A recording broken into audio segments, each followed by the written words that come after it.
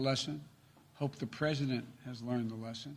But again, this is not about Democrat, Republican, or Independent. It's about saving Americans' lives. So let's institute a mask mandate nationwide, starting immediately, and we will save lives. The estimates are we'll save over 40,000 lives in the next 3 months if that is done. Now let me turn it over to my colleague and running mate. She has a few comments to make.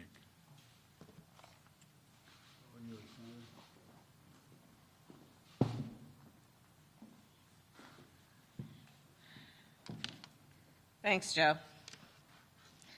That's what real leadership looks like.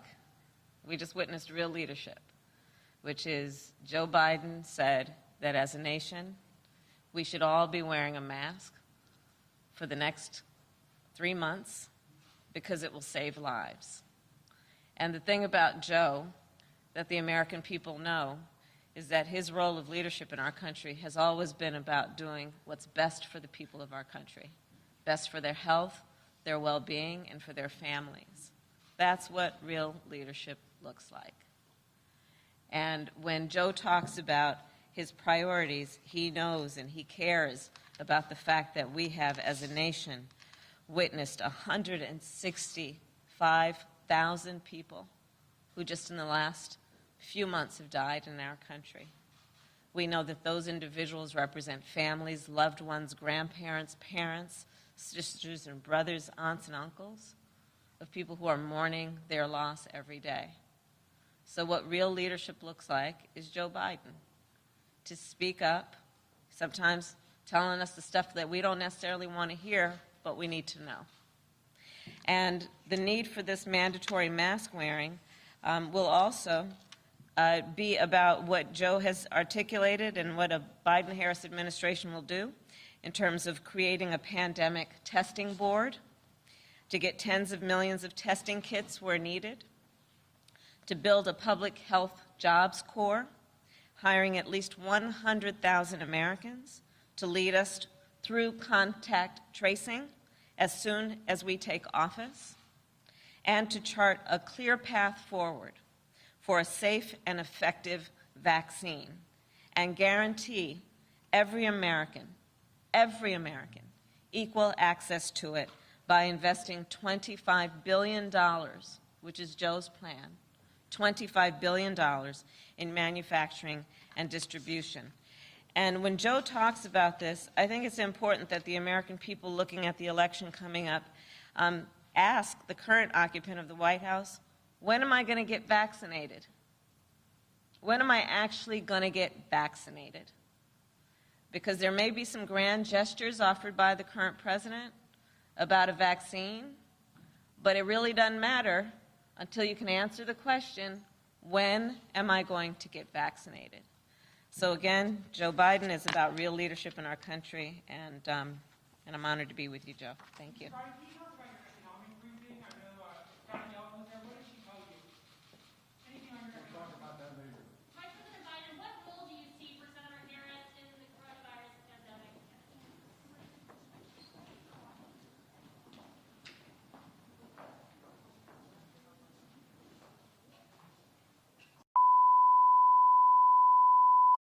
We've been listening to presumptive Democratic nominee Joe Biden and his running mate Kamala Harris speak after a coronavirus briefing in Wilmington, Delaware.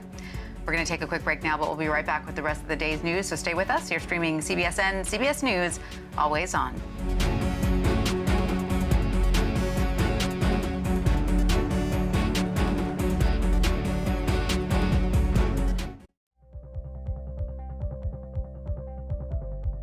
So, I've got a question for you. What if you could watch all the CCO news you want and see all your favorite CCOers anytime, anywhere? Well, you can. Go ahead and grab your phone. Come on, I know it's close by. And go to WCCO.com or get the app and poof, there we are, right next to all those other networks you stream. Bonus time, it's free. You heard right, zip nada zilch, for free. CBSN Minnesota, built by CBS News, powered locally by WCCO. Wherever you are, wherever you go, breaking Bay Area news, live. This is CBSN Bay Area. I'm Michelle Griego. CBSN Bay Area. In your hand, on demand, and absolutely free. Highly updated top local stories and weather where you live. Available everywhere. Powered by KPIX5 News. CBSN Bay Area. Always on, always free at KPIX.com. We spoke to black officers all around the country about the challenges that they face. When you're not in uniform, are you ever concerned for your safety? Out of uniform, I'm just another guy. I'm a black man first. CBSN Pittsburgh, your neighborhood news, streaming 24/7. Anytime, anywhere. Find it on kdka.com and on all your favorite devices. Protests in Portland again turned violent after police tried to clear demonstrators from a county justice center. Declaring the gathering a riot, police used tear gas and other munitions to try and disperse the crowd, but protesters fought back, throwing rocks and paint cans at police, injuring some officers. Portland is in its 11th straight week of civil unrest, sparked by the death of George Floyd. Hundreds of women carried flowers in the capital of Belarus to protest police brutality and violent arrests after a controversial election. Police detained about 6,000 protesters since Sunday, when President Alexander Lukashenko was re-elected in a landslide victory. Many say the vote was rigged, and demonstrators are demanding a recount. Police used batons, stun grenades, and tear gas to break up protests. The United Nations called the arrests a clear violation of international human rights standards. The European Union is also considering new sanctions for Belarus. Sweating it out in the UK. Britain's struggle for ways to stay cool as a sweltering summer heat wave grips the country. CBS News contributor Simon Bates joins us with this week's edition of London Calling, and we should note Simon's opinions are his own and do not necessarily reflect those of CBSN. Rejoice, rejoice, because for the first time in ages we can stop endlessly discussing the you-know-what, the one thing we all know nothing about, and instead we can focus on a subject that we Brits are experts on, the weather. Or rather, the unpredictability of the British weather. There's an old joke that goes that in the Bible, God made it rain for 40 days and 40 nights, and that was still the best summer we've ever had, which maybe is a little unfair, though in Britain we do tend to expect the worst, and there's a great deal of surprise now that the sun has suddenly turned up here on its annual 2-week vacation, and temperatures have soared to nearly 100 across the country.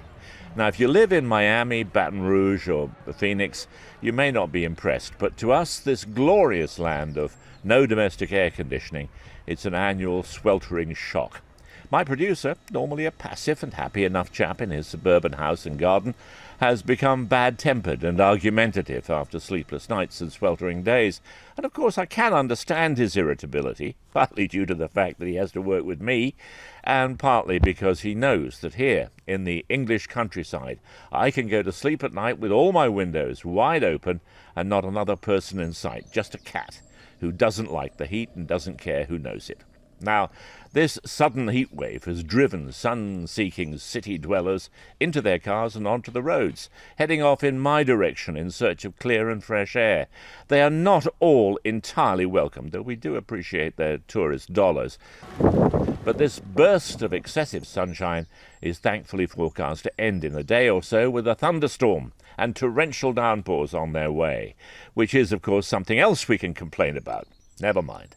In the words of the Beatles, tomorrow may rain, so I'll follow the sun. That's London Calling for today. This is Simon Bates for CBS News in Devon.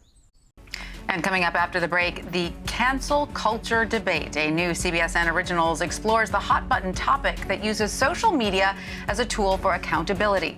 You're streaming CBSN, CBS News, always on.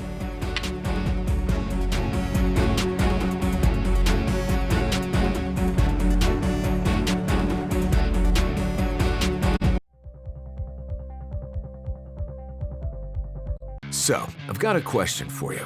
What if you could watch all the CCO news you want and see all your favorite CCOers anytime, anywhere? Well, you can. Go ahead and grab your phone. Come on, I know it's close by. And go to WCCO.com or get the app and poof, there we are, right next to all those other networks you stream. Bonus time, it's free.